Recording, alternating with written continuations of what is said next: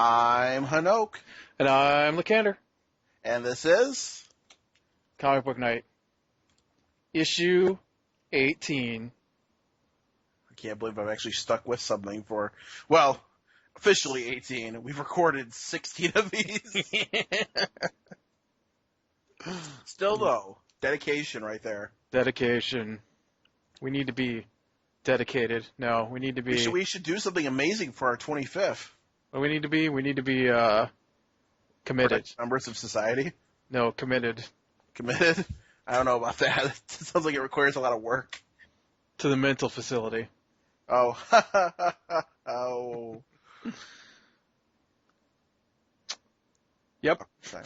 I thought you were going to fill that space with something. Well, I didn't have anything else to say. Apparently not. All right, well, let's begin with the news. And now for the news. Now for the news. Today's top story. You want me to take it? You can take the first one. Batman and Superman movie. Had a little more information about it. I know we talked about it last week. It is not officially called Batman versus Superman. There are several titles being batted around, including Superman / Batman, or Batman / Superman. The most exciting thing, though, is that it is being co-written by Goyer and produced by Nolan, just like Man of Steel. So I feel much better about this movie. I also think it's Superman 2. Like, I don't think they're doing a Superman 2 movie. I think this is the next... Yes, this is Superman 2. Right. I thought there was going to be a Superman 2. No, people thought so, but this is it. So, but I feel much, much better now that I know that Nolan and Goyer are involved. I mean, not that Zack Snyder does a bad job. Don't get me wrong.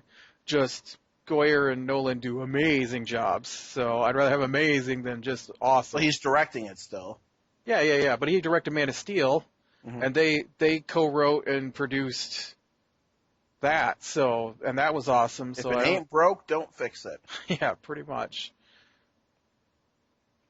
So yeah, pretty much that. Get to see more details. I don't go into nerd rage every 2 seconds about this movie. Everyone's got a bone to pick with these things. Man, not my Batman. Man, not my Superman. I just like to know who they're going to get for Batman, since Christian Bale isn't going to be Batman. I don't know. We'll have to see. Hopefully not. I'm blanking out. Joseph Clooney. Gordon. No George Clooney. See, Joseph Gordon-Levitt. All right, and our next piece of news is the CW is developing a Flash series with the team from Arrow. Apparently, the Flash will become a recurring character in the next season of Arrow, and then get spun off into his own series. Yeah. Alan. Can't be any more boring than the comic. It's, I did have to laugh at the article, because the article said, that he was going to kill a ton of people, just like the Arrow. Seriously? Yeah. Yeah, they said, well, since it's by the team with the Arrow, then maybe Flash is going to kill a ton of people. I also read in there that they are tossing around a possible Wonder Woman TV show now, too. The same group of people. That could be good. I think so. The Flash is going to be a recurring character in Season 2, with the series starting sometime after that. So, probably not next TV season here in September, but the September a year from now. Oh, well, it's interesting. I mean, I know they want to do a Justice League movie. That's a whole big plan with their movie franchise. So, I think it'd be kind of interesting for these things to work in tandem. I mean, they're going to be different things, of course, different stories, probably different characterizations. Well, I don't know that CW has anything to do with. They don't with the movies. Right. I think the guy who's doing the Flash movie is also involved in the Flash series. Oh. I think I remember reading something about it or something like that. One of the TV shows, there was going to be a bit of a cross with the writing, and so someone had said, like, is that going to be an issue? Like, nope, just different things. Oh, there's a related article that says writers hint that the Flash TV spinoff won't be as dark as Arrow. So that probably means he's not going to be killing a lot of people, which is good because the Flash has never been. Well, I mean, he has very serious storylines, which we'll be talking about one of those here in a minute. But the Flash just tends to be a little bit more of a lighthearted character. Right. It's very, very serious. Very serious. Flash annual. Oh no, I was referring more actually to the to the movie we'll be discussing. Oh, yeah. Yeah. I thought you meant the comic. No, the Flash. We'll get to that. All right, so our next news article is more Grant Morrison news. He ought to pay us at this point. Yeah, he is in the news like every week since he quit. I don't do comics anymore, but if I did, this is how I would do them. So we've talked about how his Wonder Woman comic is about to come out. I actually didn't include the other Grant Morrison story that came out this week, that he's working with somebody else on another comic. I didn't even open that article to see what it was about, but because it wasn't DC related. I don't understand the title of the article. Wonder Woman is a mother and daughter story. It was just interesting to note that in his new Wonder Woman comic book that's coming out, it's a graphic novel, I think. It will be Wonder Woman fled from Themyscira, and now that she's been brought back, she's on trial for having left, and that's what the comic's going to be about. It had something to do with how Wonder Woman's always on trial because nobody thinks she's that great of a hero, and how he thought he would do away with the subtext and just actually put her on trial. That sounds idiotic. The artwork looked amazing though, and the little snippet they had. They should take the Aquaman approach to Wonder Woman. Use the first couple of comics to address the criticism of the character head on, and then just show through great storytelling that she is an amazing character who can stand up in her own right. They should just That's what they did with Aquaman. They should just take the Batwoman route and just make her awesome in every issue she co-stars in.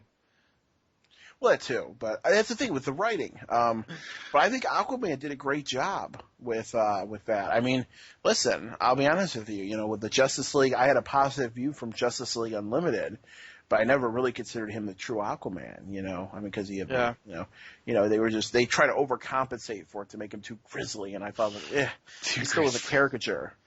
Yeah. And and of course, the Super Friends Aquaman is. But they did an amazing job. I mean, I believe that was one of our favorite Super Friends Aquaman. But that was one of our favorite number ones, if I remember right, was the Aquaman one. We were both like, "Whoa, this is awesome!" Yeah, Aquaman was awesome. So is awesome. Is they haven't canceled him yet? Don't jinx it now. And so we go from Morrison's shiny bald head to. Two movies and TV shows that we watched this week. Yeah, I totally just mentioned Flashpoint Paradox. I didn't realize it was coming out this week. Yep, it came out. I watched it. You said you watched it. Yep. What'd you I'll go first. Okay. I really liked the movie.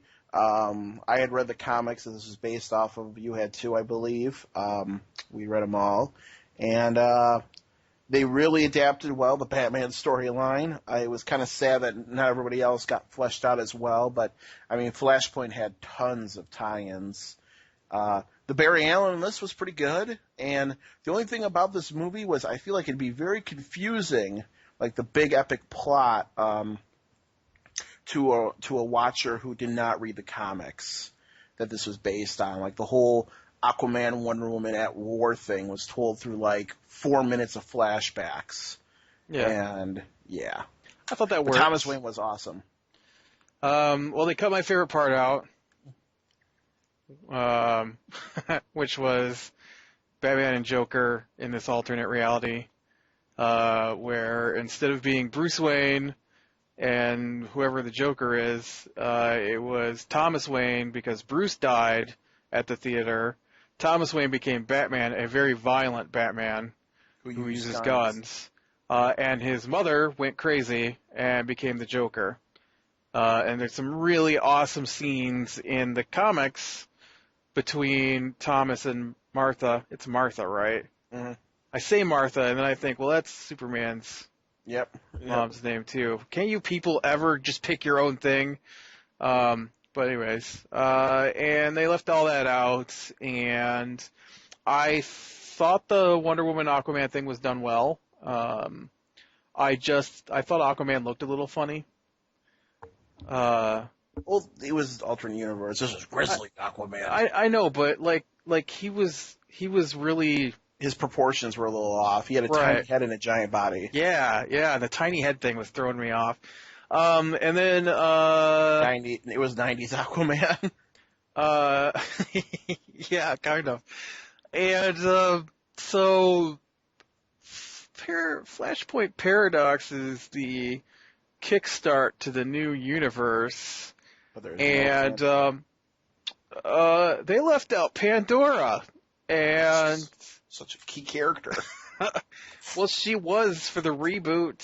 Well, to be fair, And then they ended with the tie-in to the next movie with the parademons coming, and I'm like, you didn't reboot the universe yet, unless the whole Flash thing worked. And if according to the show, the whole thing happened because Flash saved his mother from dying, and there was like barely anything to do with that in the movie. well, they led up to the whole why Flash is the way he is, and he just wakes up. I mean, that's a mystery, is what caused it. He was convinced in the comic it was his arch rival, Reverse Flash, aka Professor Zoom. Right. But I mean, like I remember reading the comics, and just to get ready for the reboot, and I don't remember it being Flash saving his mother, but it probably was. It's just that It was. this is another one of those stories where it's just like, there you go. That's the reason. We're not going to lead up to it. We're not going to explain it. We're not going to show any impact it had. We're just going to say that's the reason, and that's the way the movie. Well, it did. I think the comic had more of an impact. When he saves Flash does not save his mother in this movie. No, but he does in the And all the way at the end of it, all the way at the end of this movie is when the bad guy, well, he's not even the bad guy, when Zoom or Reverse Flash reveals, hey, this is your fault. You're the one that rescued your mother. And then he runs off and stops himself from saving his mother, and everything goes back to normal. And I'm like, wow, that was kind of out of left field movie. Well, that was a comic. Well, yeah, I'm just saying. Yeah, well, I mean, I think it was faithful to the source material. I thought they did an excellent job I liked of voice it. casting. It's Yeah, I mean, it has just, a flaw. I mean, the storyline has its flaws. The big thing, and this is what I saw in one of the other reviews of this, and I agree with it. The big thing is it wants to be this deep tale about the Flash, but they're trying to do it while cramming in so many people and so much epic plot. Come on, this movie was all about Batman. It was about Thomas Wayne Batman, It but they was really tried to make it all about the Flash. No, they didn't. It was all about Thomas Wayne Batman. We got like 20 minutes of Flash backstory in this, man. I disagree. I think it's about both of them. I mean, Flash does his normal two things, because that's about all he's ever good for. Batman had to carry the whole thing. well, they focused on the Batman subplot. I mean, like, the Deathstroke, which was I think like three. Who stopped Reverse Flash so that Flash could change everything back? Batman. All right. Who helped Barry Allen turn into the Flash? Batman. Who got Barry Allen to London so he could face off against Reverse Flash? Batman, but Barry Allen could have ran. Batman brought the team. It was But here's all Batman. It wasn't a movie. I will give you that. Well, that's what I'm saying in the movie. I didn't say anything about the comics. I really, really liked Batman and Grifter have this amazing scene where they're having this huge battle between the Atlanteans and the Themyscirans, whatever they are. Amazonians. The Amazonians. And so Grifter and Batman are shooting their way through the two sides, and they wind up behind the car together. And Batman pulls out a grenade, and Grifter goes, "I like your style." It's a shame that we never got to work together before this. And Batman goes, that'd be great. Batman and the idiot boy. That cracks me up. Idiot boy with a red mask or something. I forget what he said. It was just a really funny nod to me for Batman and the Boy Wonder, which I think is what they were going for. Yeah, I think so. It's like I agree with what you're saying there with that. My only thing I would really add to this is it was just sad that some of the minor plots kind of got shoehorned in, but I guess they couldn't have a runtime of 8 hours. But the Batman Joker thing, I remember it being a major part of the story. Well, they had to condense it, man. Like, I barely even remember Superman being in the thing. That was its own issue, I think. They have one for that, I think. But I mean, there's a point where Batman has to beg Martha or Joker to let Flash go. I mean, that's how big a part she plays in this, and not even in it. Just a slight nod to her. Well, I think that's part of. I think it's the whole the runtime issue. Yeah. There's so much. It could have been 10 minutes longer. Maybe there's a deleted scene for it, hopefully. But I mean, it really was a powerful moment. I was kind of shocked since they focused so heavily on the top. Which I mean, it makes sense that they focus on the Batman subplot because he was with Flash the entire time. So I don't know. I thought they did a slightly better job in the annual this month, the Flash annual of the Little Moments thing. I wish that was better than they did for their plot for Flashpoint Paradox in the little things you do matter. Well, it's comic book logic. Mm-hmm. Anyways, that's enough talking about that movie. So let's talk about another animated show. Beware the Batman Episode 3. So, did you watch it? No. So you're going to have to sit here and talk about that for 15 minutes. You really didn't watch it? No, I did. Of course I watched it. So, since you yammered on about this Flashpoint movie, well, I was quietly listening, sort of. I'm allowed to yammer. This is my podcast. My podcast, too. Well, you're allowed to yammer, too. So, Beware the Batman. So, I still really love this show. So, Anarchy's supposed to be this major recurring villain. I seem to remember him from the comics.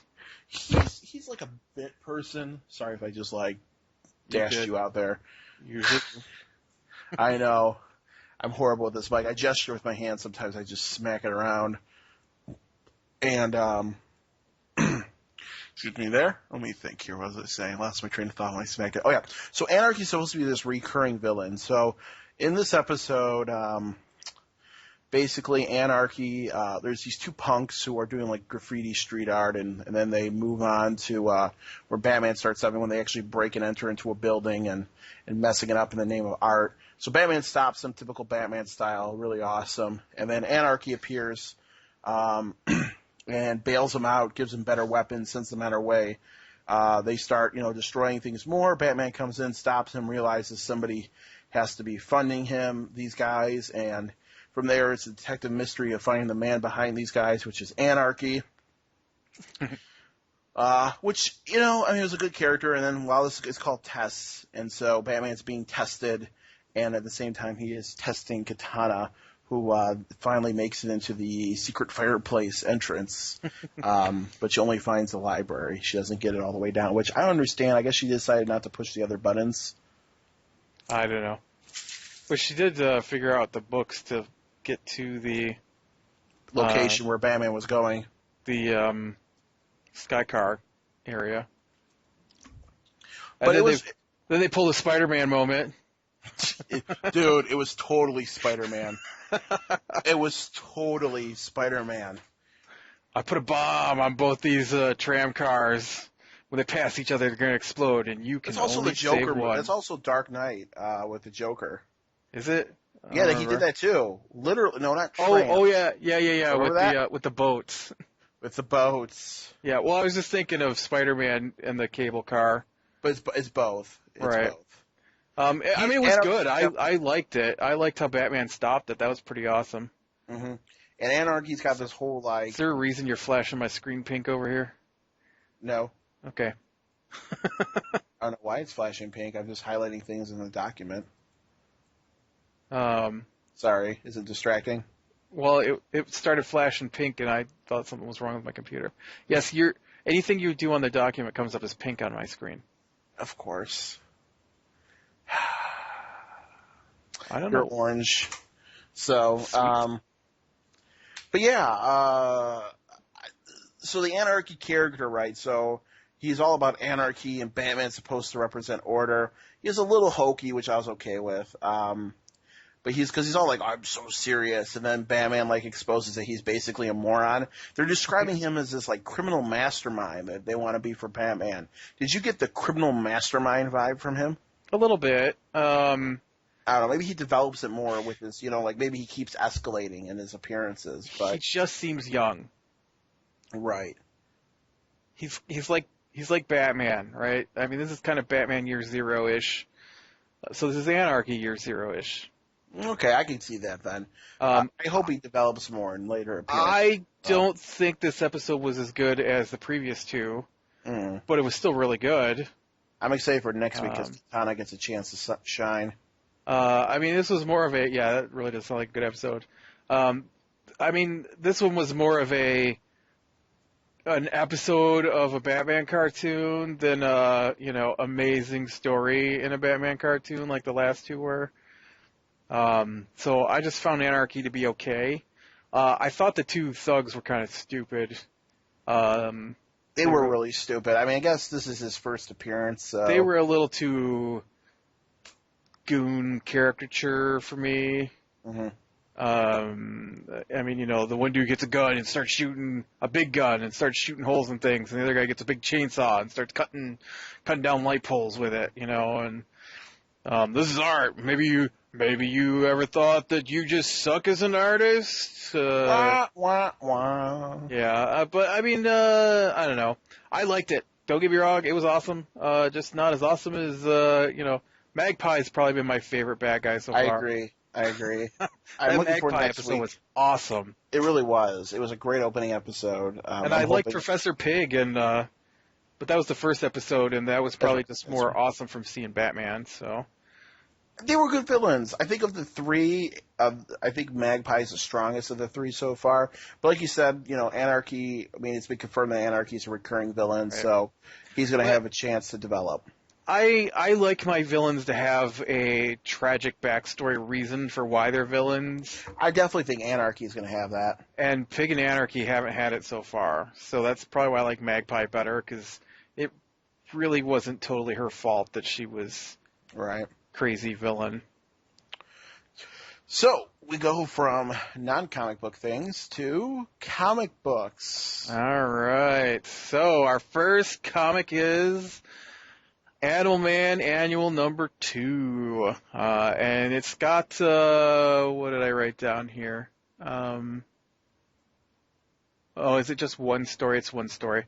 Some of these annuals have more than one story in them, so I had to look here. So Animal Man number 2 has a couple of titles. The first one was In the Clutches of the Spider Queen.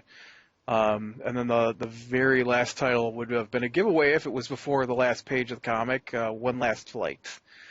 And so this comic takes place between Cliff's funeral and Rot Worlds. Or no, it takes place after Cliff's funeral, in between Rot World and the current story that's going on. So the little speech bubble said that it was after Animal Man 21.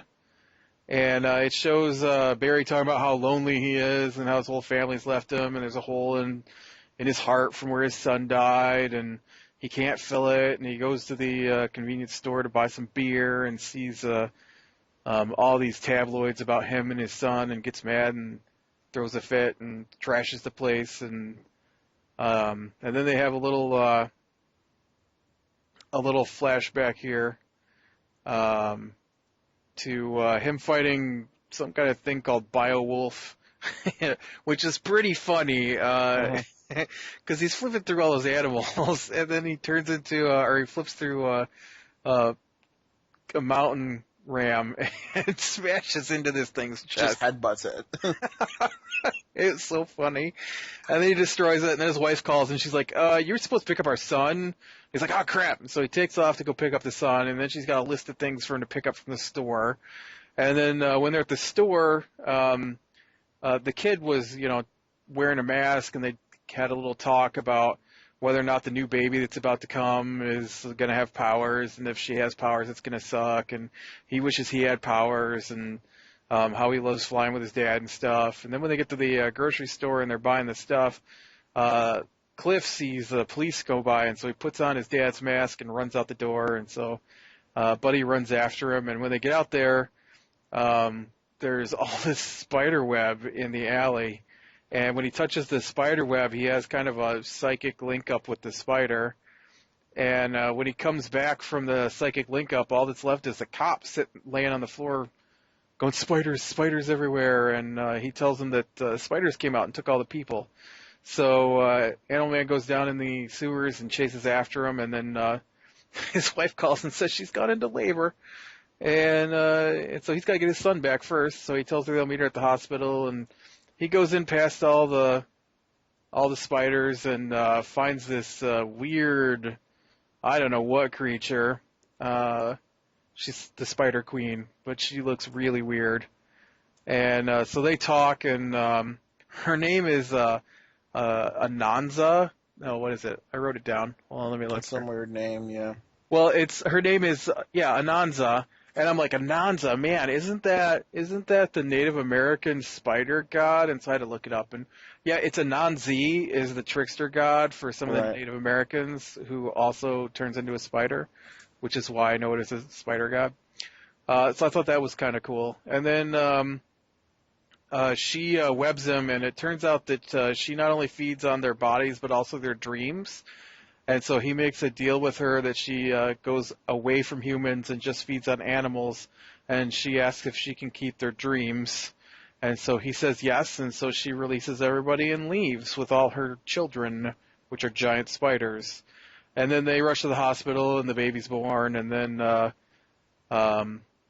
they flip back to present day, and they're people photography or taking pictures of Buddy on the floor, and he takes off into the desert and finds the spiders, and they lead him to Anansa, and then she gives him the dream that she had taken from his son, and it ends with Buddy curled up on a web in the fetal position with Anansa comforting him. And that was Animal Man, and it was awesome. Yeah, I really enjoy this Animal Man. They do a great job with the Buddy Baker characterization, and I'm a sucker for good characterization. And it just the way he breaks down in grief when he sees the cover with his son, like in rot mode, and just starts staring them up. He's like, "Do you hear me? Do you hear me?" And he cuts back and with the flashback. I mean, it's just really good, Biowolf, was funny. That was just really funny. I mean, they really are good in this comic with just really great storytelling, but also evoking just the right emotions at just the right times. Like, we move from like Buddy's sadness to these happy moments, but these are all tinged with grief. This has been better than the couple of comics they have with just Buddy sitting around drinking that were starting to irritate me. Like this is what I like to see. I mean, drunk in a motel room isn't my comic book character getting over his loss. And I'm not saying he needs to get over his loss, but I'm saying that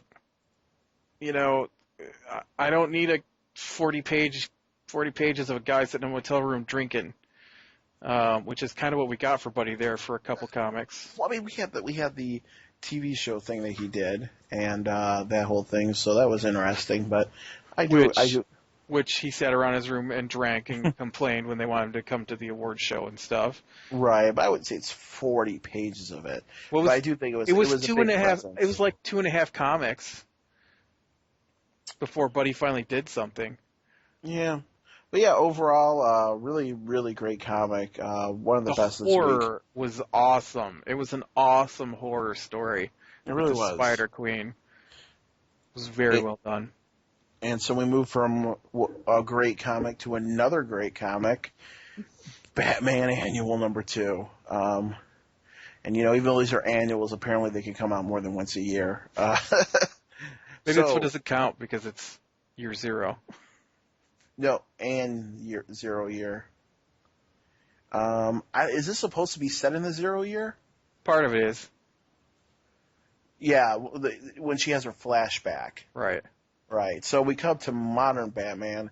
It starts off with this new orderly coming into the city from Metropolis, filled with enthusiasm and goodwill. And but it opens up, the second page of it is They're going Batman. into they're at Arkham. Right. Oh yeah, I should say that. Yeah. Yeah. They're at they're at Arkham Asylum and they're locking up Batman. And so that's a big shocker opening. And so he goes and he's being shown around the place. He's shown the Riddler and Mad Hatter and Clayface and remarking about the prisoners. He thinks that anybody can be cured. Then he sees their first patient, who's kind of left in the corner by herself. She's on the deepest, oldest wing of the asylum. And so they put Batman in his cell, and it turns out that Batman's there to test their new automated wing to see if it's Batman villain proof. And what comes next is one of the best scenes I've read in the Batman comics so far. So Batman breaks out of the prison, which of course he's Batman. He can break out of the prison cell. We know that. But he breaks out by thinking of what each one of his villains would do. So he breaks through the bars by saying that Scarecrow as a chemist, would have had just the right chemical underneath his skin to break out of the bars. And then he remarks that, hey, there's pressure plates, but Man-Bat wouldn't have to walk out of a cage. And so any of his villains with flight would be stopped. So then they try to stop him with foam. He says Killer Croc would shed a few scales.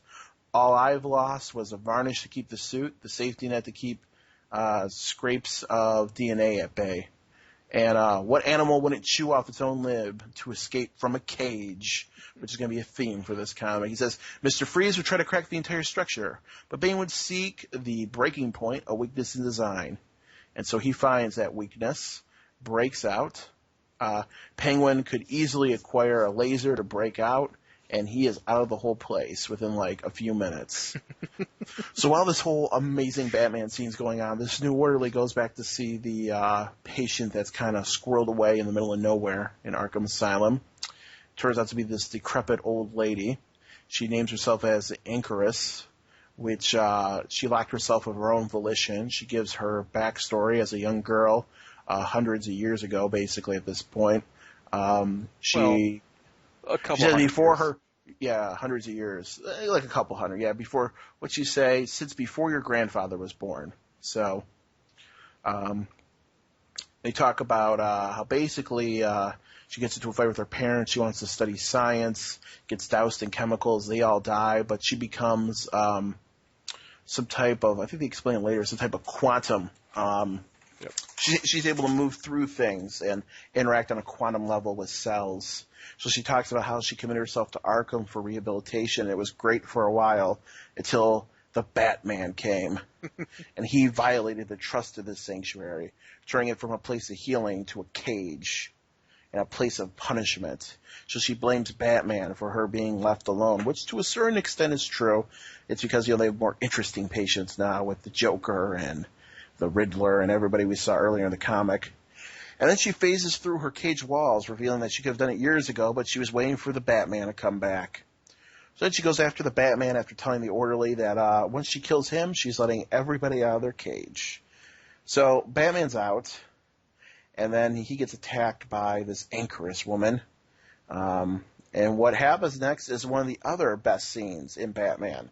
But before it happens, they give a flashback of him from 0 year breaking into Arkham Asylum to steal some records.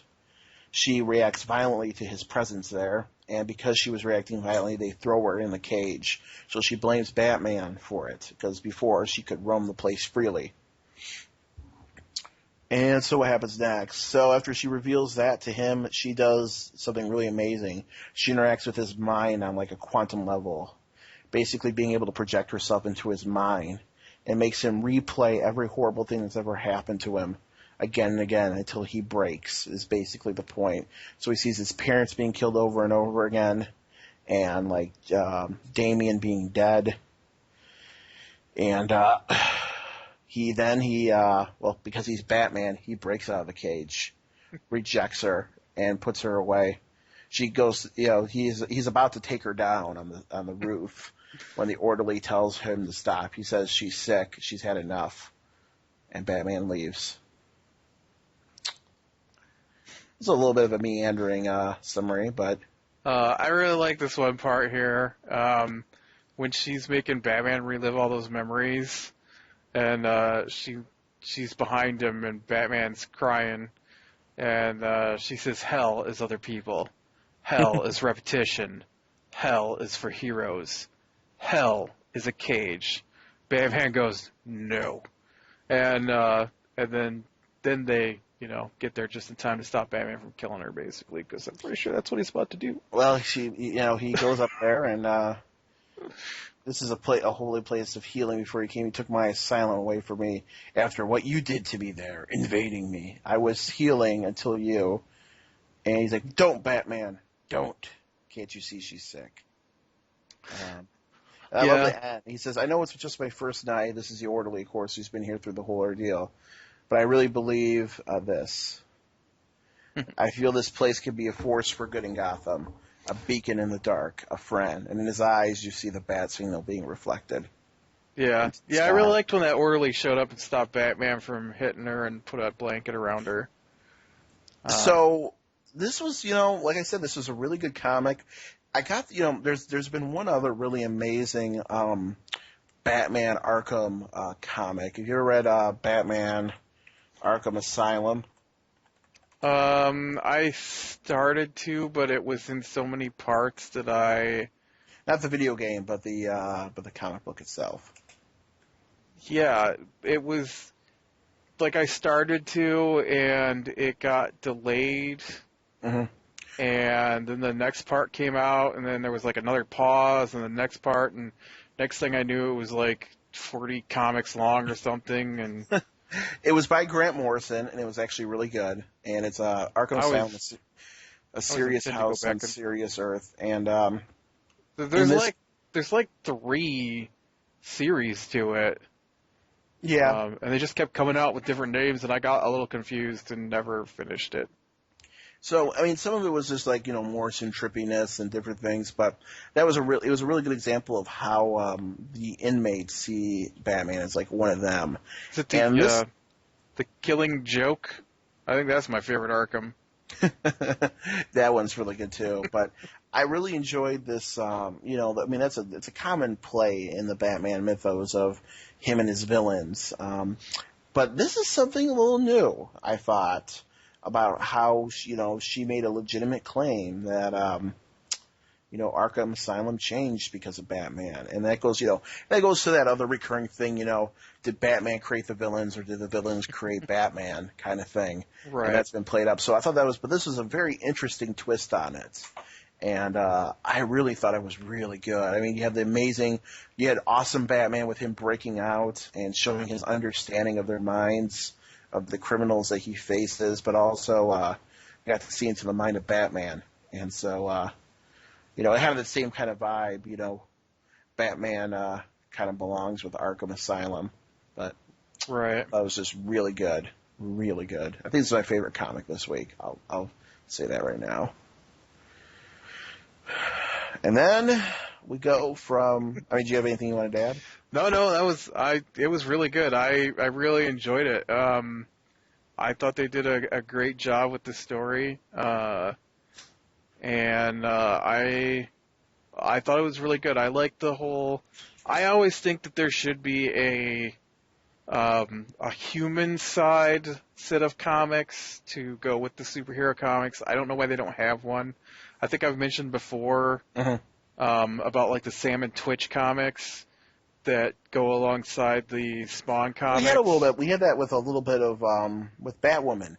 They had that one issue of Batwoman that I thought was really good. Right. And I think you did too, where they highlighted the soldiers during the Medusa thing. Right. And so I wish there was a like that's what I thought GI Combat was going to be about. Hmm. Was going to be about And it was for like 4 comics. for And then like four dropped it. comics, and then all of a sudden the guy becomes a superhero, and I'm like, oh well, I guess that's the end of seeing the human side of things, having to deal with all these metas. And I just wish they had a comic that dealt more with the side effects of superheroes than just superhero after superhero.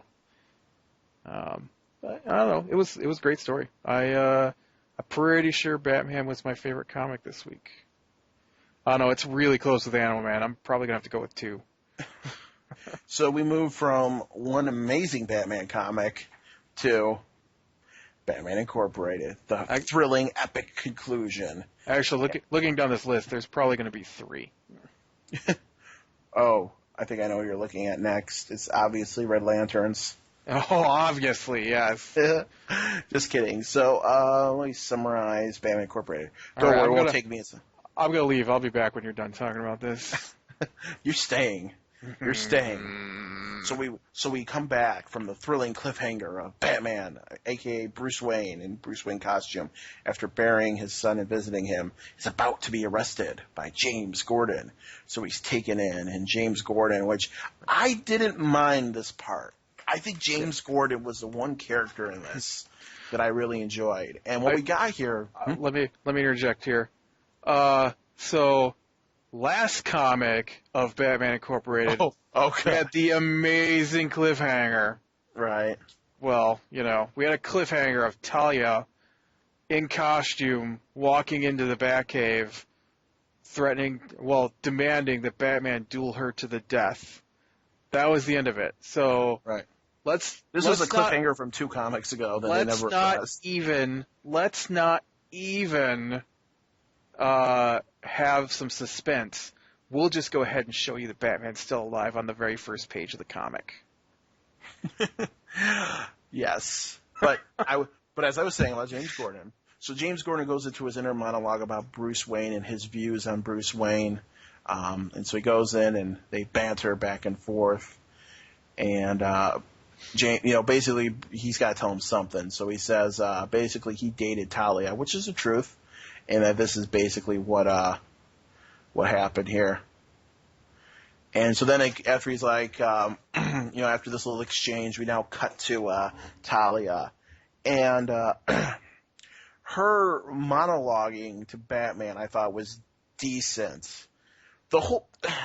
I'll get to what my real problem is with this comic in a minute, but let me finish. Let's finish the summary, then the commentary. So, Talia goes in all dramatically, and she says, this is a grand finale, a flamboyant enemy. She's dressed in a little mask and a red costume, worthy of Batman. She says, the House of Al Ghul needs no branding, no flags, no slogans. And so she basically says this is all pointless and stuff. She throws him a sword, and they fight to the death. And she says basically if he survives, they kiss each other, of course, because this is a Grant Morrison comic while the world burns, and it's actually a poison. But Batman says it always reminds him of her. But she reveals that if he kills her, that Leviathan's under orders to basically disband. So they cut back to Gordon and Bruce talking about the death of his parents, and they cut back to them. He's been cut with a poison. This is a new one that will kill him in 10 minutes. And then Jason Todd comes in with the item that she wants and is going to exchange it for the antidote. She takes the item, gives him the antidote, but they had disabled the bomb already. Batman rises up, and as they're monologuing to one another, some character who I can't remember, I think this is Batwoman in this comic. And I think she's supposed to be dead, right? Because she said... Kathy? It's Kathy Kane. Kathy Kane. Who's Kathy? Gotta do a Google search. Because there's so many stupid characters in this. She's Spiral. She's been in the comic. We talked about Spiral. No, she's Batwoman. Yeah? She's Batwoman. I knew it. I knew she called herself Spiral in this, though, a couple comics. Right. So, Grant Morrison Batwoman. That's Batwoman? That's Batwoman. I guess she isn't Batwoman anymore, though. So she's supposed to be dead, and then she says, don't even think I was either here, don't even try looking at me. That must be a previous Batwoman, because it's not the one we currently have. And she shoots her with the golden gun. by the way. I don't know if you noticed that. I didn't until you just said that. She shoots her with the golden gun. That's what this is like. And I feel like the last panel of the page after she leaves really captures this comic. They all leave. He's alone with the cat and the cow. And the cow goes moo, and the cat meows, and he tells them both to just shut up. And then it goes back to Gordon and Batman, Bruce Wayne. Kathy Kane has gotten him out of jail, so he gets to leave a free man. Shows that the bodies have been dug up that he had buried.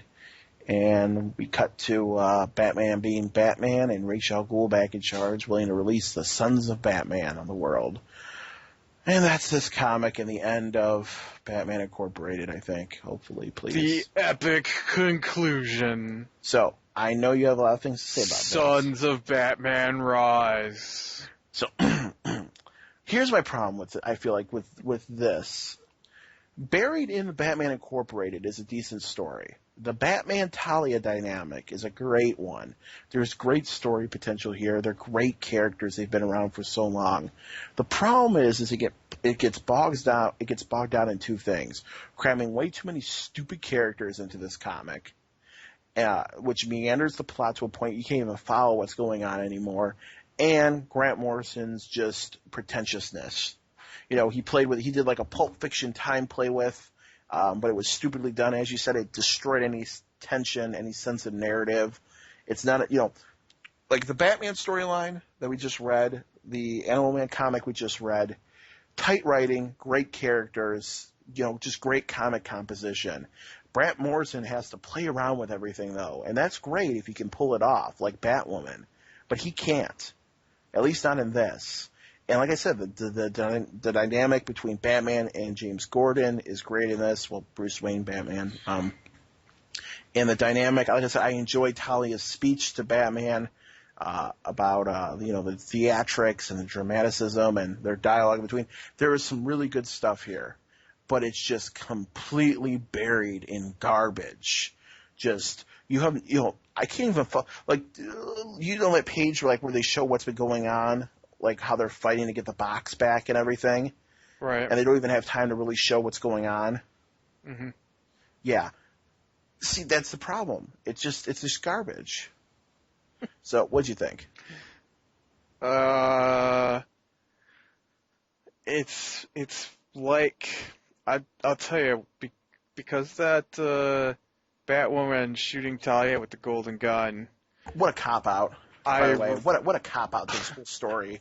They drum up this epic fight, and then they basically just sit around and talk after they've clashed swords for 5 minutes. I realized that Batman Incorporated is actually a parody of a James Bond film. I know, right? I wasn't going to say it until you did. I was thinking about that. The detective.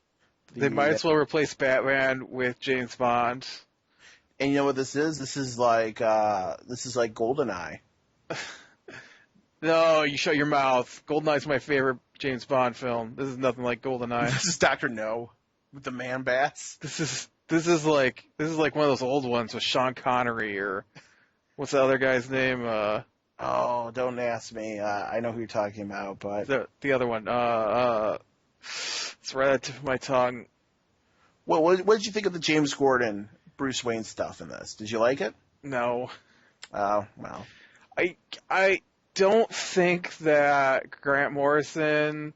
By the way, how about James Gordon was not even a major role in any of these up until the final issue? I just want to throw that out there too. I don't know. I barely read the Batman Incorporated comics when I did read them.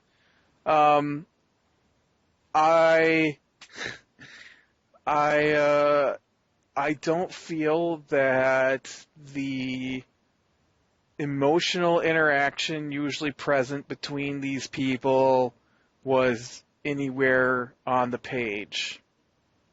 No. It was like they were like people on stage. Yeah. Like I enjoyed the dialogue. I enjoyed the banter. But I was never really sold on the whole. Like, I know this is a great concept, but the execution, like, were you sold on the whole Talia Batman struggle?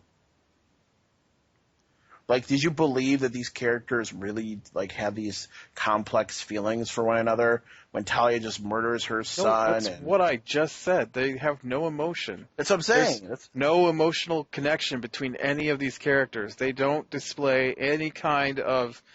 Batman and Talia have a huge backstory. right. Which is Uh, canon in this comic. she's one of Batman's great loves, and other than one kiss, which doesn't even really show any passion, they have no feelings toward each other You've seen all of at Batman Beyond now, right? all. Yes. Remember the story with Ra's al Ghul coming back as Talia? Yes.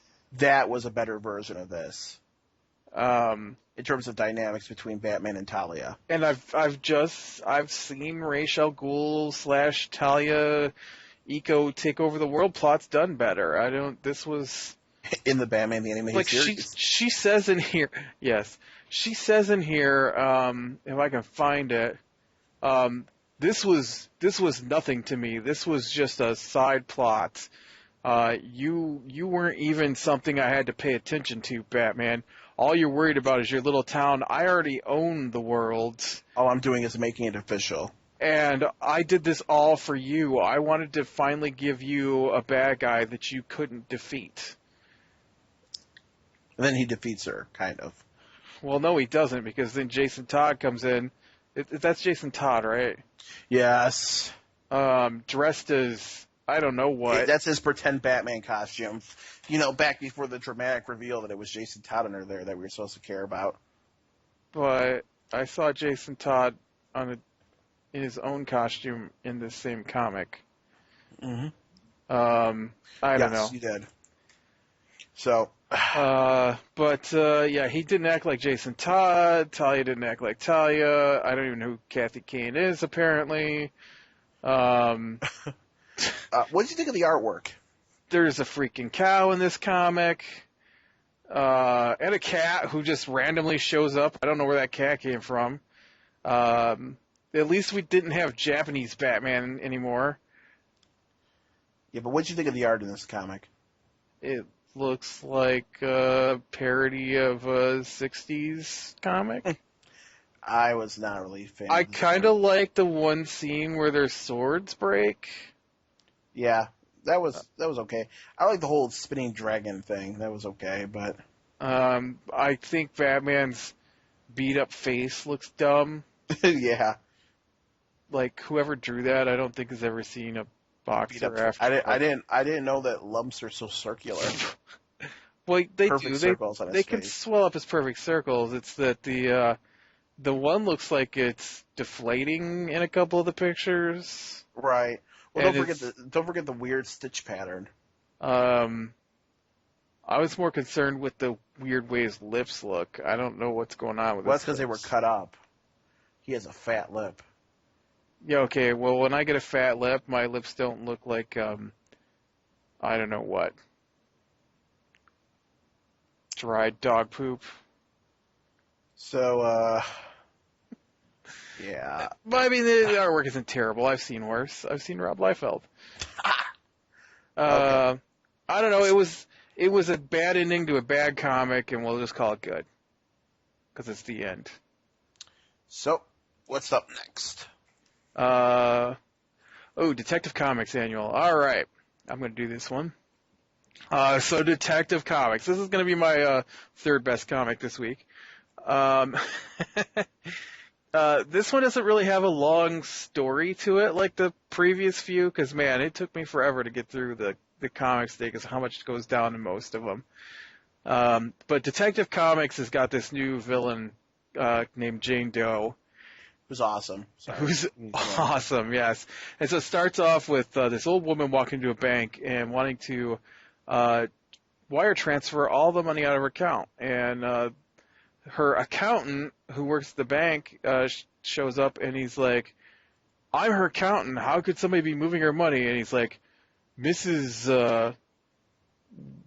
Winter? But you're dead. And so it turns out that that's not Mrs. Winter. And so she takes off running, and Batman goes after her, and they fight a little bit, and her face comes off. and she gets away, and Batman's left with a face, which isn't the first time in these comics he's been left with a Nope. face. And Nope. so the Wraith, or the Wrath, picks her up, and he's like, I need you to be my spy in the police department. And so then um, later a couple of cops are killed, and they call Batman in, and Batman shows up, and they're like, yeah, we got a couple more cops dead. Looks like it's the same killer. And Batman's like, yeah, it's the Wrath. I'm trying to get him. And they're like, yeah, we didn't call you here for that. We need you to look at something else. And they found a burn-up body, missing its face.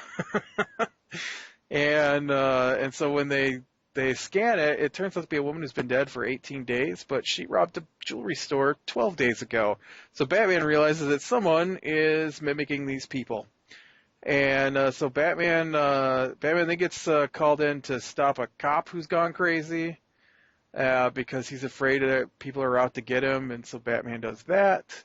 And then they bring in this Abigail woman, and I totally missed this spot here, but yeah, they bring this Abigail woman at the beginning of the comic, and she's talking to Batman, and she wants Batman to view her, or that's the part right here now. She wants Batman to look at her papers on who she thinks doing it, or her profile of the person, and Batman realizes who it is, and so he goes out to this factory, and Abigail and Bullock, who have become an item, are fighting, and Batman lands in the middle of it, and both of them say it's the other one, and so Batman has to react instantly, and it says, I didn't have time to think it over, just time to act. I make a decision, the right one, and it's Harvey Bullock. Bullock has been replaced by this Jane Doe woman, and turns out she's a perfect mimic, and so she has been pretending to be Bullock, and so they fight. She goes to Arkham.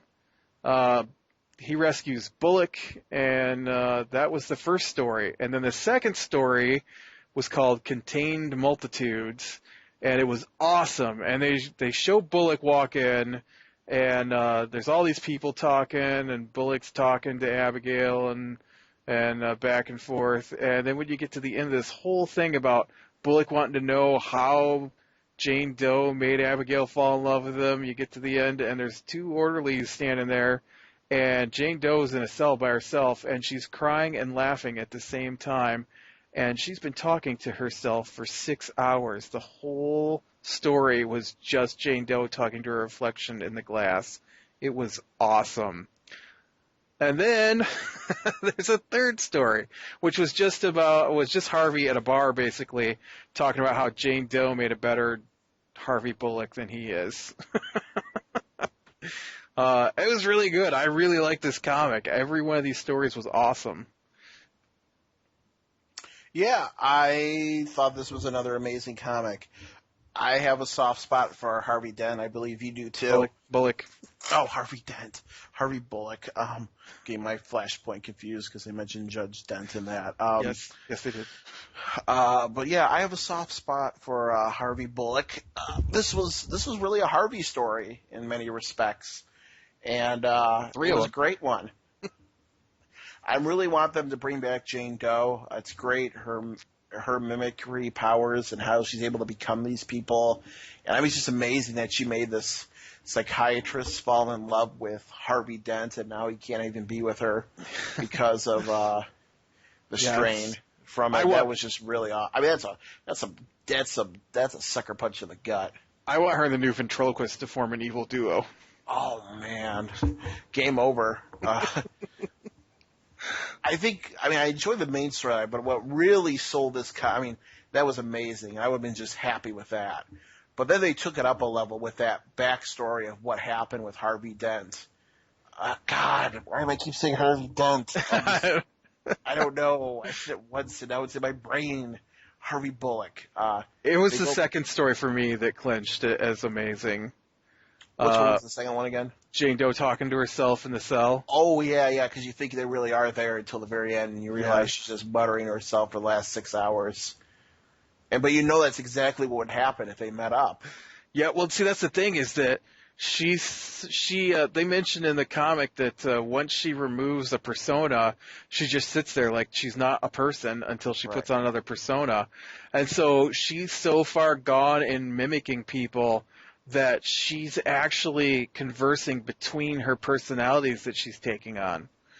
And it's really believable too. Yeah, it was awesome. And then the third one with Harvey and the flashback, I just love that, and how he realized that she was a better version of him, and how he's getting like she's doing everything. The thing is, this is everything that Harvey could do if he truly wanted to, Right, but he doesn't. right. So there's a great quote. I can't remember the author's name, but it says, "All that we are not stares back at all that we are." And I've always really liked that quote, and I feel like that Harvey story really epitomizes that. And so, it's some deep stuff. Well, there's something deeper going on there. So I really enjoyed that. Amazing comic. Yes. Definitely one of the best this week. And Yeah. part of your three-way tie, I'm sure. Yes, it is.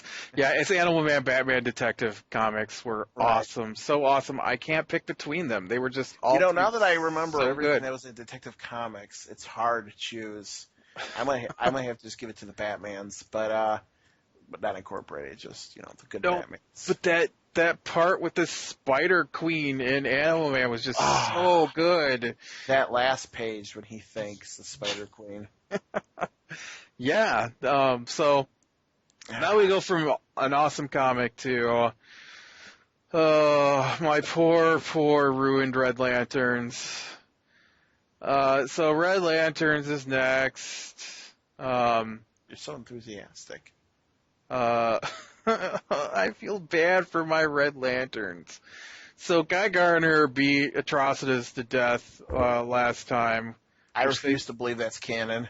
Well, they show it at the end of the comic that he was actually dead. And so now he's a drooling idiot on the ground, although it looks to me just like he does in every comic, so I don't know if he's supposed to be stupid or it's just him. Less blood coming out of him in other comics. Well, yeah. And so while he's standing there being his normal drooling self, Bleeze is arguing over who should be in charge. They mentioned that the nearby lake can make you smarter. While they're doing that, Rancor lifts him up and throws him in the lake. I laughed. That did make me laugh because Bleeze is talking and everybody's watching as he uses his ring to construct a box around Guy Gardner and throw him in the lake. And she's like, "What are you all looking at?" And then you hear sploosh behind her. And she goes, "What are you doing? Are you nuts?" Yeah, so then Guy Gardner comes out, and I guess he's back to his normal self, and he's like, "This place sucks, and you people are idiots for living like this, and I'm not living out here in the dirt, and we're gonna go find a better place to live." And so they fly off because apparently he's in charge now, and they find no, it's a democracy. Remember, right? It's a democracy where he demands that they do what he says. It's just like the democracy of Oa with Hal Jordan and Kyle Rayner in the last. I'm not in charge of Kyle Rayner, but I'm going to follow him around and yell at him until he does what I say. So anyways, so then they fly out to this pirate ship in space. It's a, spaceship. And they get on board, and while they're going through there, they find this room full of crystal beings that have had their arms and legs removed because their crystal bodies are the only part that anybody wants. And so Guy Gardner, who told them not to kill anybody unless they have to, gets mad, storms to the front of the ship, kills the captain, and then remarks that it feels amazing. Yeah, remarks that it feels amazing, and then Dexter is floating in space and finds Atrocitus' body and uses his ring to restart Atrocitus' heart. Live. Hate Guy Gardner so much.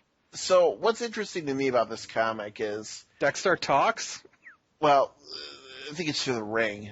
They've shown that previously. Now, what bothers me is that suddenly once this guy, like Guy Gardner, shows up, everybody turns into caricatures. I'd like a backstory of their former selves. I like a backstory of Dexter. I'd like to They know. gave it. They gave it. I don't remember it. I'd like to It know was an why. early Red Lantern. Dexter belonged to a human, and there was like all this abuse. I think Dexter's human was killed, and the rage that Dexter felt made a Red Lantern ring come to him, and then Dexter killed the murderers of his owner. That was since the reboot they've shown that. Yes, I totally. it was in an early Red Lantern comic, so I'll have to like look within the up. first 10, if I remember right. Really hate Guy Gardner. He's so ridiculous. Like, I don't get the Green Lantern Corps at all. I don't understand how they're supposed to be heroes.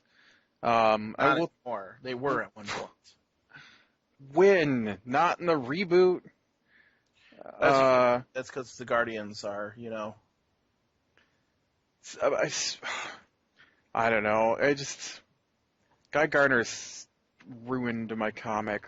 That's all I gotta say about it, I guess. I checked out from this storyline after Guy Gardner single-handedly beat Atrocitus, who, as we talked about last time, has basically taken down every single threat that's been thrown at him.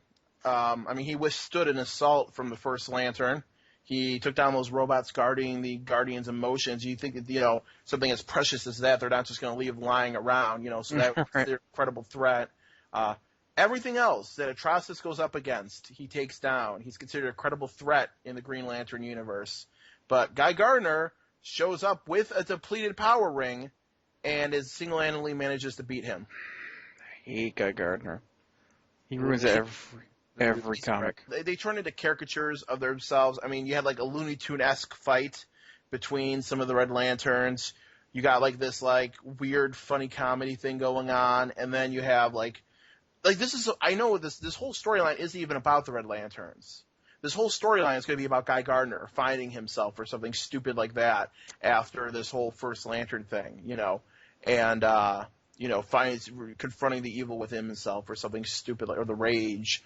And listen, let him do that in his own comic book. Okay, he's got his own book. It's called The Green Lantern Corps. Let him explore his stupid emotions and leave my Red Lanterns alone. Yeah. Rage. Yeah, I hated it. It was terrible. It was a terrible comic. Yeah, so the next one is also pretty terrible. Superboy. It had an amazing twist, though. Did you see who the bad guy was coming? Huh? Did you see it? Because it was very clever. All right. So Superboy, I don't even know where this is coming from. Oh yes, I do. Yeah, I do. So previously, Superboy ran into that little girl who was also a monster and didn't know it, and she thought the monster was coming after her. And him and Dr. Psycho were tracking her down, trying to save her before. Right, and now Dr. Psycho and him are teaming Is it up. Hive or Yep. Shade or whoever's No. You're getting your secret organizations confused again. right. Easy to do because there's like 50 of them. Right. And so we start off with the girl from the future whose toys disappeared at the end of the last comic, and she comes back. So dramatic. She goes back to the past and busts into Superboy's apartment, and he's not there. And then they skip from there to Well, it Superboy's. disappeared when the moment he started going after Hive and teaming up with Dr. Psycho, her toys disappeared, which means Right. Superboy is changing the future. Right. So Superboy goes to high school because his next target is there. And he doesn't even have a name at this point, and it is Dr. Psycho, the evil supervillain, who is working with Superboy, unless there's more than one Dr. Psycho. And so he goes into the high school, and he asked Dr. Psycho how he's supposed to make friends, and Dr. Psycho's like, well, you gotta talk to him. So he starts talking to this girl, and then while he's talking to her, she tells him what her name is, asks what his name is, and then he gets this look on his face like he's going to think what his name is, and then lucky for him, the principal talks to him, and he calls him Connor Kent because that's who he's been registered as, which makes me wonder, like, like he doesn't know what his own name is, so how does Dr. Psycho know he's Connor Kent? Mind powers. Remember, he was in his brain and talked to not Lex Luthor for a little while. But does that mean that Dr. Psycho knows Superman is Clark Kent? Possibly. I don't know. They never explained it. I don't They know. never explained why he dresses like a Muslim too. So, They also said he grew up in Kansas and was homeschooled. well, that's his cover story. Okay, so everything about him, like they haven't established that Superman and him hang out yet, right? Maybe No, they he did a never little met bit. Superman. No, Yeah, yeah, no. yeah, he did during the Hell crossover. Oh yes, he did. Did he take Superboy back to his home? Introduce him to I his don't. mom and dad? No, I don't think he introduced him there. I think I see. The problem is I'm getting Superboy here confused with Superboy from Young Justice. Right. So, yeah, no, I don't think he did. So, I don't know. It's another plot hole. But yeah, come on, finish the summary. Come on. You All can do right. it. Well, Come on, get to the interesting high school characters now. I man. will if you'll stop talking for 2 seconds. I don't know if I'm able to do that, but I'll try. Doesn't appear to be. So yeah, he talks to this girl, and then this guy who might be her boyfriend comes over, and is like, "Stop talking to my girl. She's just trying to make me jealous." And I don't get it because he's talking to a blonde girl, and then next thing I know, he's talking to a red girl, and they both have the same name apparently. And the dude grabs the blonde girl or the red-haired girl, and then later he walks off with the blonde-haired girl. They don't look anything alike, so I don't understand what's going on there with those two girls. And apparently the comic book artist got confused by which girl's supposed to be who. And so then let's see what happens after that. So group of girls' boyfriend. I got my notes I'm looking at here. So then after the guy throws punches Superboy into the lockers, Superboy uses his telekinetic powers to pull down the guy's pants so that you can see his underwear. And then the bad guy comes up to him. Although she's not really a bad guy. These are just poor teenagers who've been experimented on. But she's emo goth kind of chick. That might be punk. I'm not exactly sure what she's wearing. But she's got red and blue hair in some of the scenes. It changes, of course, because the art's terrible in this comic. And yeah, she introduced herself, and she's like, this is the way people act in high school. And he's like, well, I wouldn't know because I never been to high school, and I grew up in Kansas and was homeschooled. And then every time a teacher says something, he thinks he knows better and corrects the teacher, so he gets sent to the principal's office a whole bunch of times. And then he fights the kid from the beginning, who's freaking out because for some reason the kids are going crazy, and they're saying that they're seeing things getting near them and attacking them. And Dr. Psycho takes off to see what's going on, and he gets there, and apparently Crypto followed him. And then Superboy and the girl argue with each other a little bit, and she's like, he's like, I don't understand, and she's like, well, I'll make you understand, and here's what they are on the inside, and turns everybody to make them look like they're monsters. And then it looks to me like Crypto attacked Superboy. I'm not sure what's going on there. He's licking him on the face anyways. So that was the end of the comic, and it was stupid. And the artwork is really bad in this comic. Seriously, when he starts and he's talking to those girls, a blonde girl touches him and says her name is Coop. And then when that dude comes over, he calls the red-haired girl Coop and grabs her around the throat and pulls her away from Clark when he punches Clark. And then when he walks away hand in hand with the blonde-haired girl, who said her name was Coop in the first place. And then there's a scene in the middle of this where the girl with the hair it must be multiple days at school because her clothes keep changing. Every scene she's in, she's got a different outfit and a couple of times different hair color. So even though the dude that he was arguing with is wearing the exact same clothes.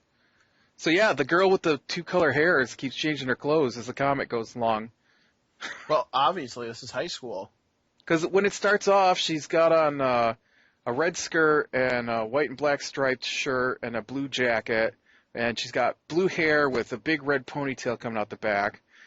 And then you go like 3 panels, and then she doesn't have red hair.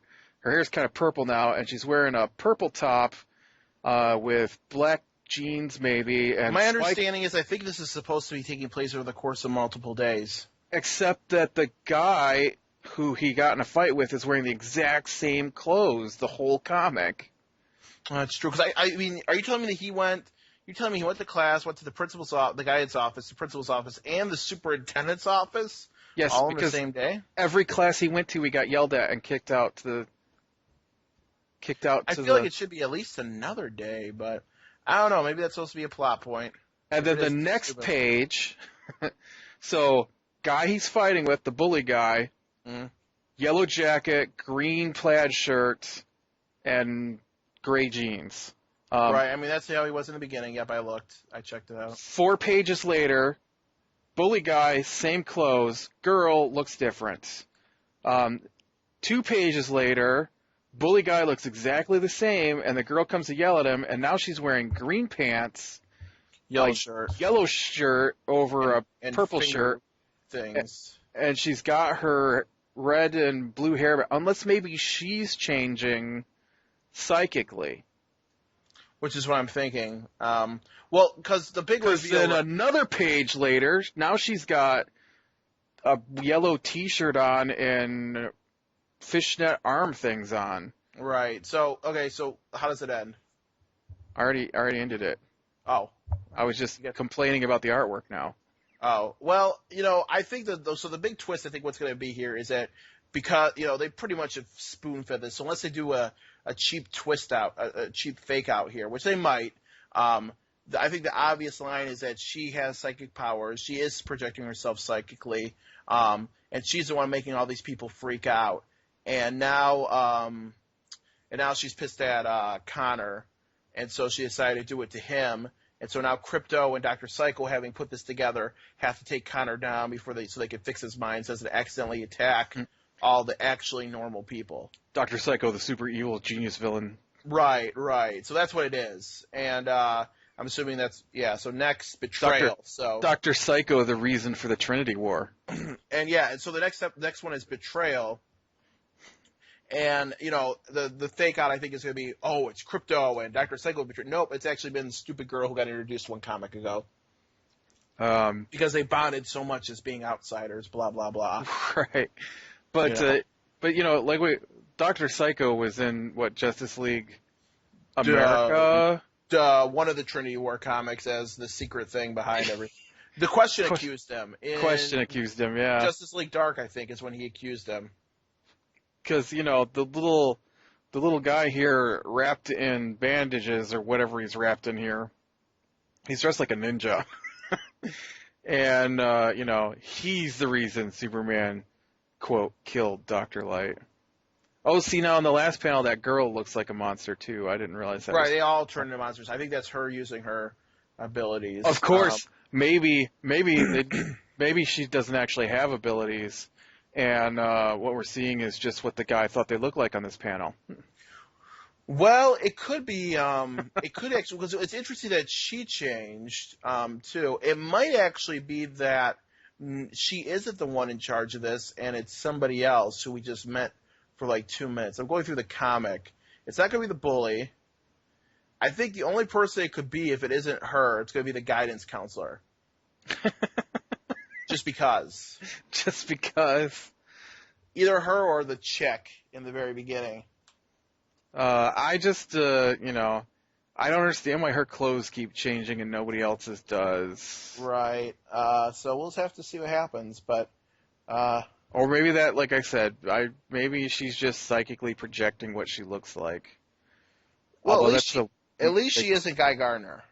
Maybe she'll turn out to be like a giant bug person or something. Yes, at least she's not Guy Gardner. This comic was not as bad as Red Lantern's. Oh, yeah. It was bad, though.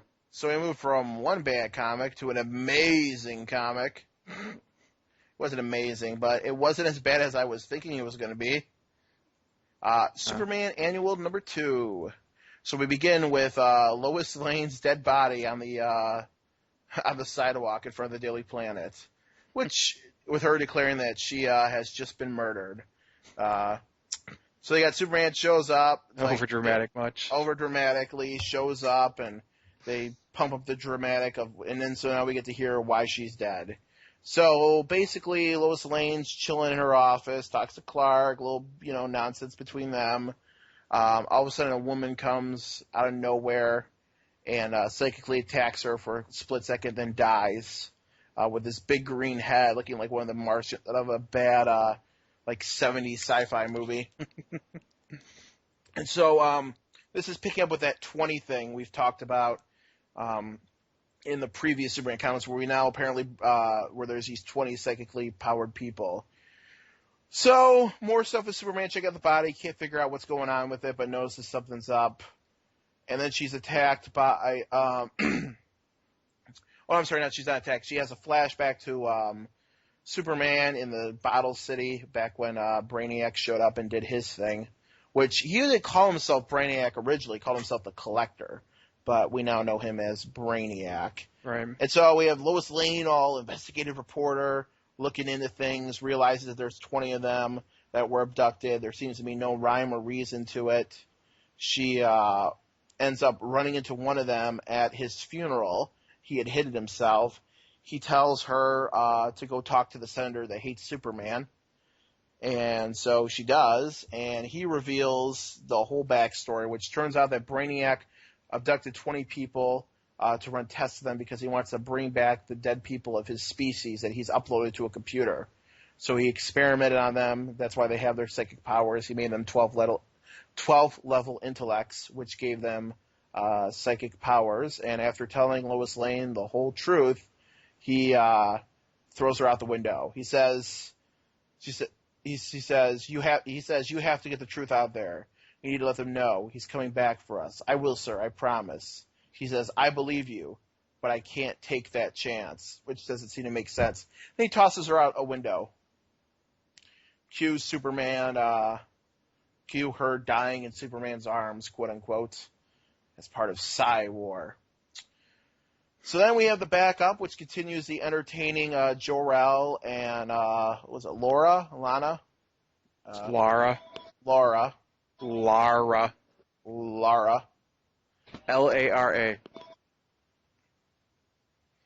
And so we have the backup with Lara and Jor-El with Krypton being taken over by a splinter terrorist group led by the military called the Eradicators. They want to use Jor-El's totally not a mind control device to totally mind control the people and turn them basically into savages. Laura, when she finds out that Jor-El even has this device, calls it mind control. He's like, you just don't understand. It's just something to push them in the right direction and stimulate them. Totally not mind control. Totally different. Totally not mind control. As they're bickering and having sundry tension between them, the bad guys show up, kick Jor-El's butt, and are planning to use the device that he created to do their plan. And next comic is the exciting conclusion called Entropy. So what I'm assuming might happen is because of this whole device is one of the reasons why Krypton gets destroyed. So overall, there were some bits to like in this. I didn't mind. I kind of felt like this was a return to form, which I think we've said previously for some of these Superman comics. This is definitely typical Lois Lane kind of action. I've never been really invested in the Lois Lane character. I mean, she's a staple in the Superman comics. She's here to stay, but I've never found her very compelling. But as far as Lois Lane stuff goes, pretty much par for the course. This whole 20 thing, it just feels so shoehorned in after the whole Brainiac plot. It's just like coming out of nowhere. It feels a little shoehorned in. And I'm just not invested in this. I understand. Like, I understood everything with this plot, which is what I appreciate least about this, is you can at least follow what's going on like some comics. Right. And but the senator, right? So he hates Superman. He was originally like some kind of homeless person. And then he tells her this story. He tells her everything. And then he decides to throw her out the window. I don't understand that. Well, he didn't just throw her out the window. He gave her his power. I thought that's what he might have done. They didn't directly say that. Yeah, he did. You have That's to why. go over to. That's why she's dying. I will, sir. I promise. He says, "I believe you, Oh, but I can't take that chance."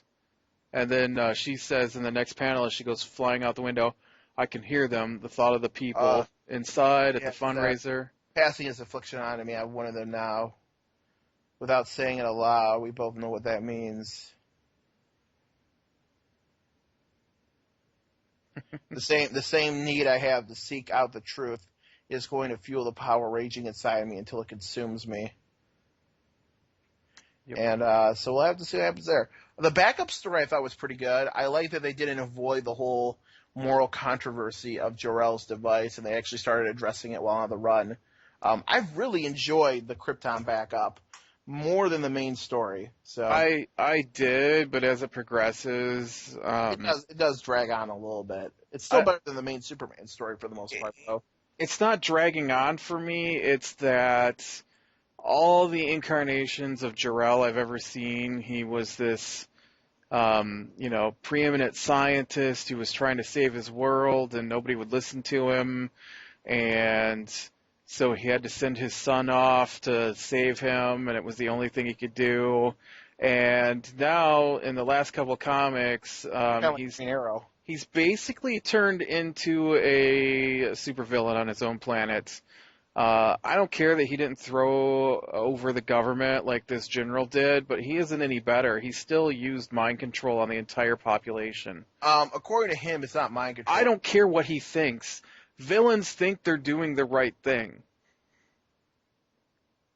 What was it? What was his logic? They still have their free will. I just made them. Yeah, it's free will. Like Dial H guy had free will when. It's not mind control. It's more like gentle persuasion. You still have free will. I don't want people persuading me what to think. Typical knee-jerk response. That's simply not how it works. Right. Well, then it simply won't do what the bad guy wants either. Nope. Because apparently, if he gets control of it, he'll make everybody destroy each other. Right. Right. He'll just gently persuade them to destroy each other, because Well, that's how the machine works. Yeah, it doesn't need it. Wouldn't this just be a typical knee-jerk reaction by Jor-El then? They just want to use his machine for something else. If he can use it to force people to be peaceful and creative, then, I don't see where it's any different than what the bad guy wants to do. It's wrong. It's just a matter of perspective. You just got, when you have the moral high ground, Lack, you're allowed to determine what the moral high ground is. Right.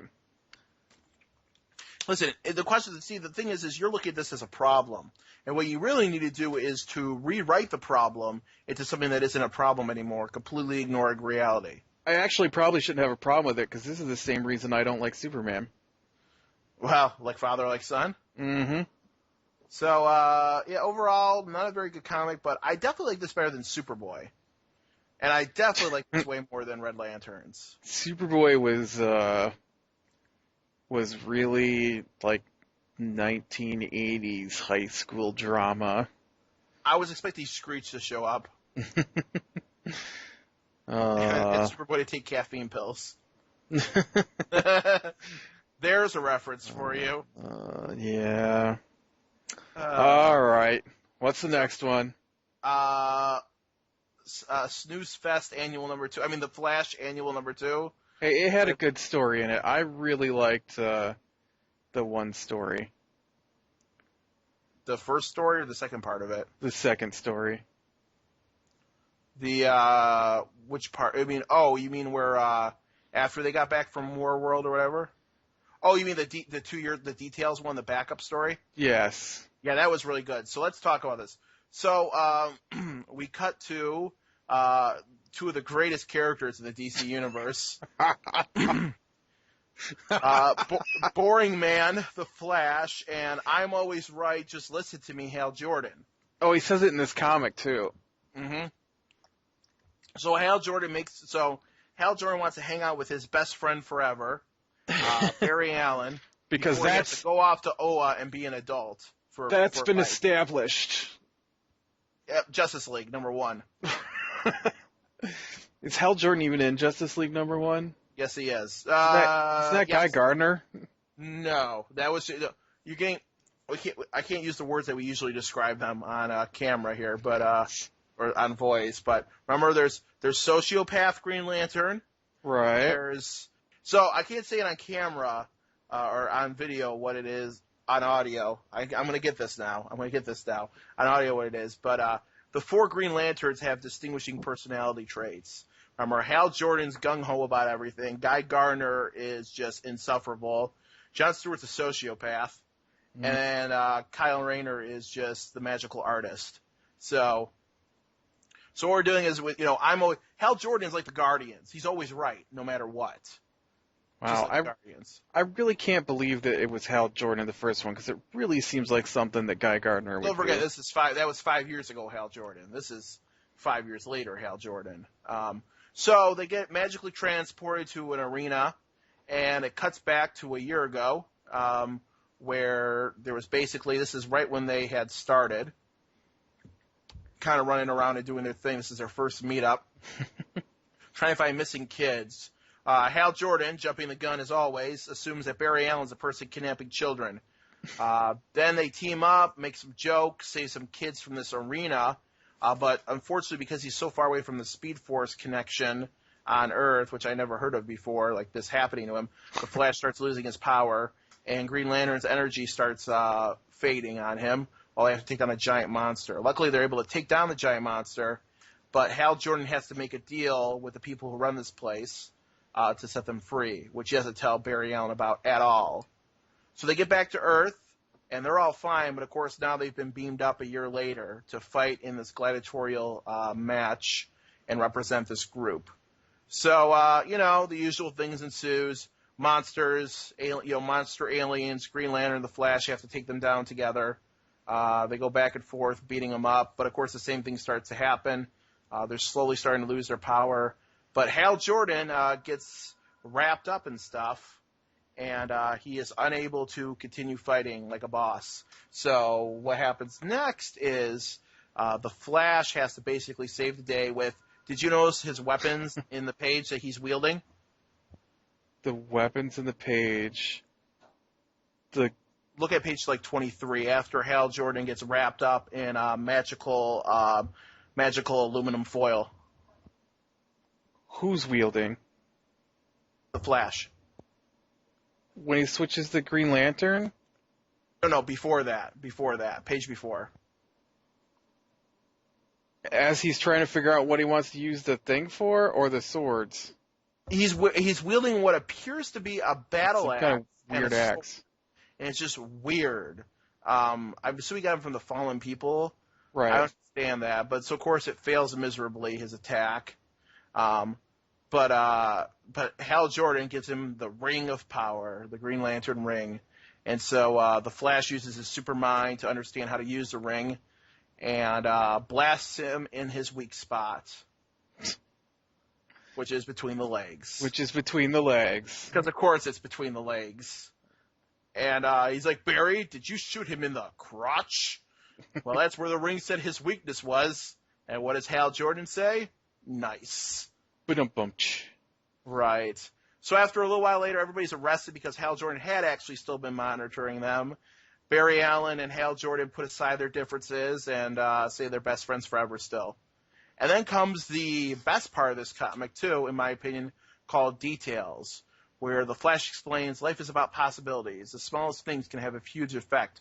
Problem is you never know what those things will be. So he gives a bum 5 cents. He saves a dog. And, helps 2 people get together, basically by, helping a vending machine and saving their papers. Then he speeds off, buys some wine for a party, which turns bad, but he's called away to go to a fire, which unfortunately he's too late to save the mother. The father survives, he got out of the place okay, and the child survives. But Flash just wasn't fast enough to get there. She died of smoke inhalation beforehand.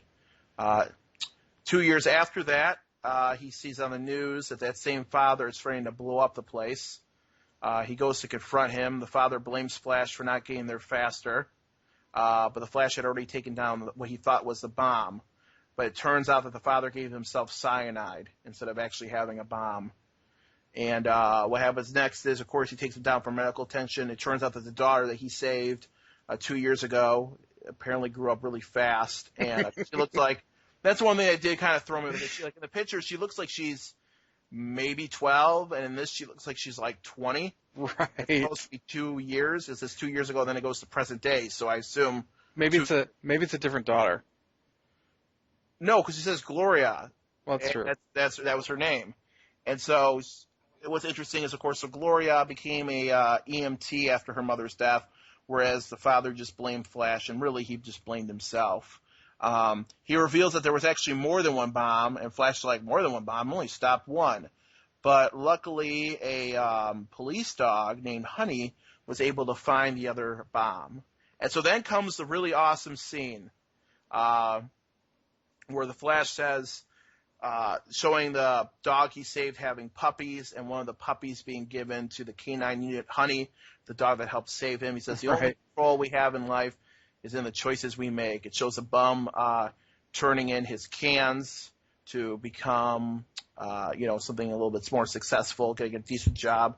However small, each action has a consequence.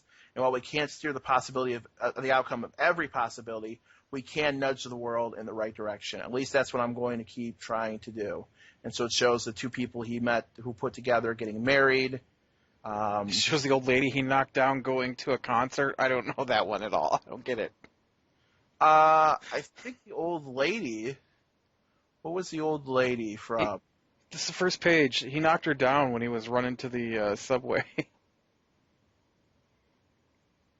Oh yeah, she was waiting for the. She was trying to. No. What it was is she was just about to be too late to get onto. And he put her on the bus. I see. She was going to see that gentleman. It just looked like he knocked her down. He didn't manage to put her in her seat. Just kind of left her hanging in the middle of the aisle, so she fell over. Yes. And of course, the daughter he saved now becomes an EMT that's helping to save people. And it was really good. Yeah, I thought the first story was stupid. It was very Green Lantern Corps. It was really buddy cop to the max, and I really hate it. And I mean, it wasn't as bad as Guy Gardner and Jon Stewart, but it was getting there. But I really like the end. I always think it's cool when they show the butterfly effect of things. And so, it was fun to see that, play out on a macro scale. Oh, look, you saved the dog, and the dog became the mother of the dog that found the bomb that was in the parking lot. I like them a little more complicated than that, but it was really nice. But yeah, it was good. It kind of was a great companion piece to the Flashpoint movie, where he accepted the idea that he couldn't change everything. That's true. So I thought the two things worked fairly well together. And now we move to our last comic for today, Trinity of Sin, Pandora, number 2. Yes. So, Trinity of Sin, Pandora, number 2. What happens in this comic? Oh boy, here we go. I want to say two things to start. SHADE stands for Superhuman Advanced Defense Executive, and ARGUS stands for Advanced Research Group Uniting Superhumans. Right, they said that previously in their respective comics. Well, that was a long time ago, though. So, we begin in Giza, Egypt. Giza, Egypt. I thought it would say Giza for some reason, but so Pride and Envy are meeting up with the Seven Deadlies, and from Pandora's box, and they have plans. And Envy looks like Jekyll. Yes. I thought that was like funny. Jekyll. And so they send Envy to stop Pandora. And then Argus and Shade agents are meeting up, realizing something big is going down, and they're going to have to put aside their differences and work together. You mean Mulder and Scully? Yeah, actually, you know what? It was Mulder and Scully. I believe, as if they both believe. Right. And so then we go to Pandora, who's being armed to the teeth, because she's like going to war. And then we cut to apparently the Dread Pirate, Vandal Savage, and his team. He looked pretty awesome, I thought. Huh? He looked pretty awesome, I thought. Did look pretty awesome. I didn't recognize him as Vandal Savage at first. But so he's part of the secret society, and they are tracking Pandora. It's Vandal Savage, some guy named like Signal Man, and Giganta. Yep. And so they're tracking her using Argus signals, and he said, "I really love the Vandal Savage line here."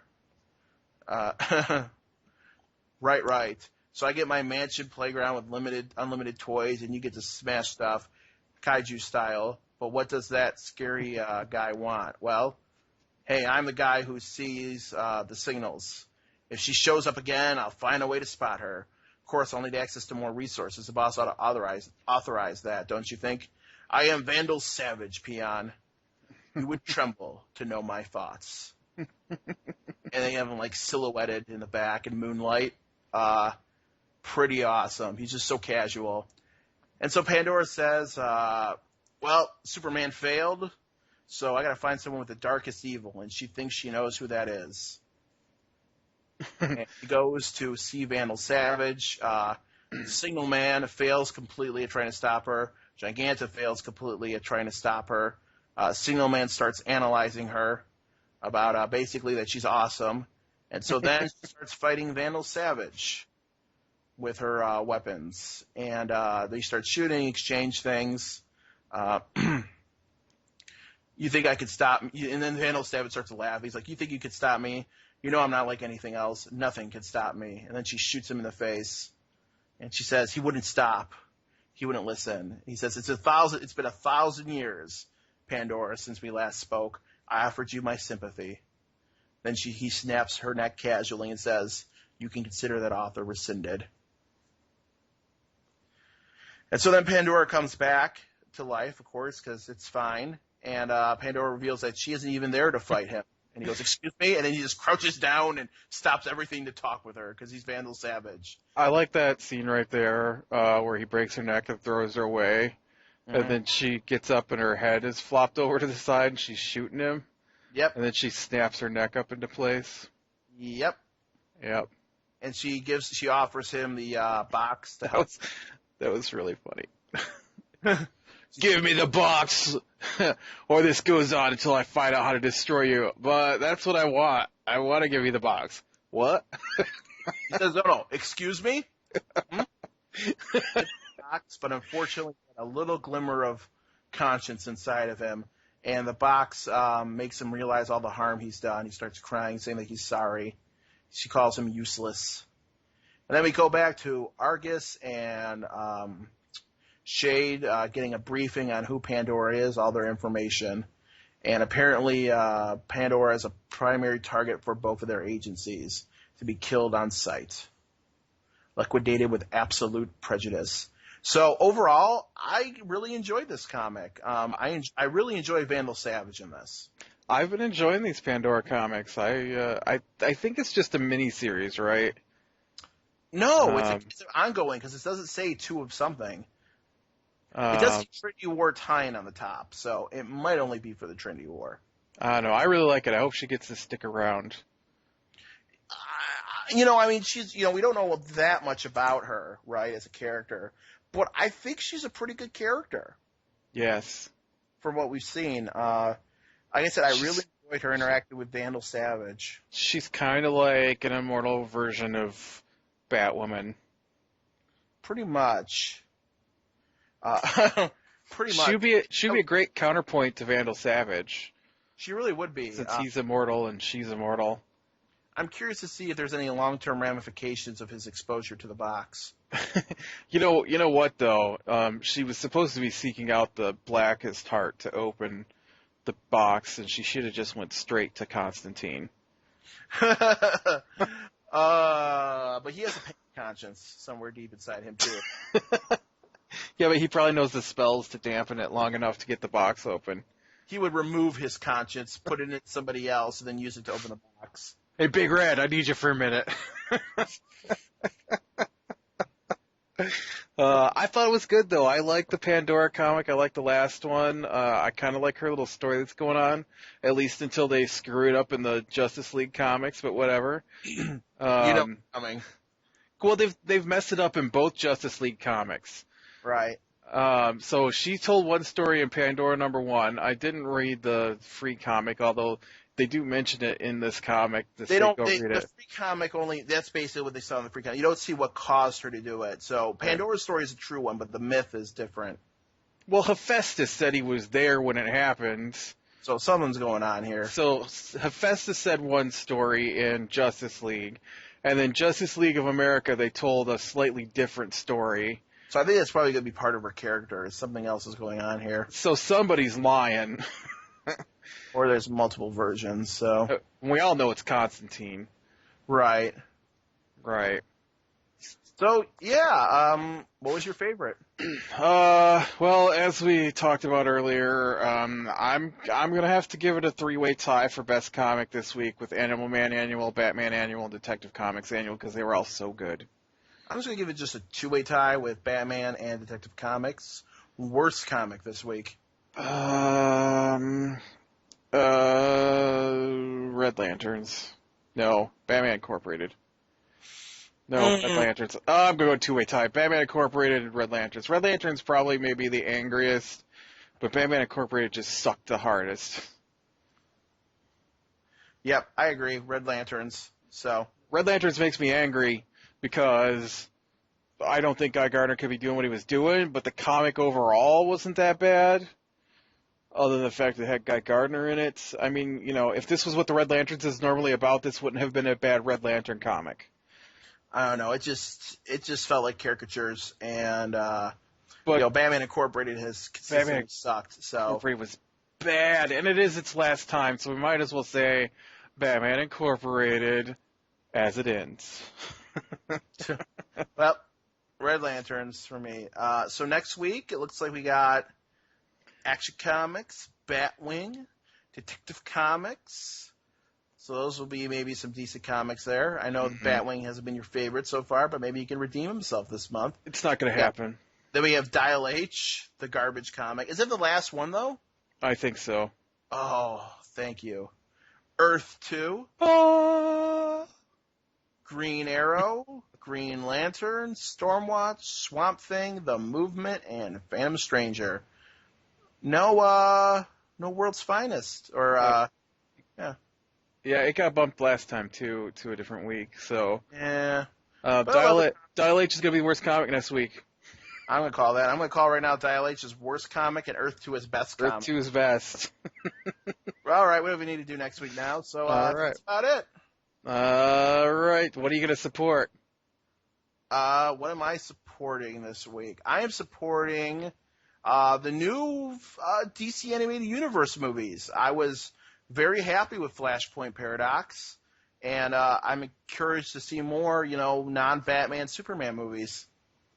I'll support that. I'm gonna support. And the end of, no, you know what? I'm supporting the end of Dial H. Yeah. The end of Batman Incorporated. I'm gonna support Lemonade Mayo because I've got a big glass of it right here and it tastes delicious. I think it's Mio, actually, not Mayo. Okay, fine. Mio. You always correct my pronunciation. Actually, I'm drinking. If you want to be technical about it, Great Value Lemonade Drink Enhancer. Oh, you mean cheap people's Mio. I actually think it tastes better than the other kind, so. All right, well. All right. That's all I've got. All right, so now. Like it if you like it, subscribe to be sure and catch the next one, and I'll talk to you later. Bye.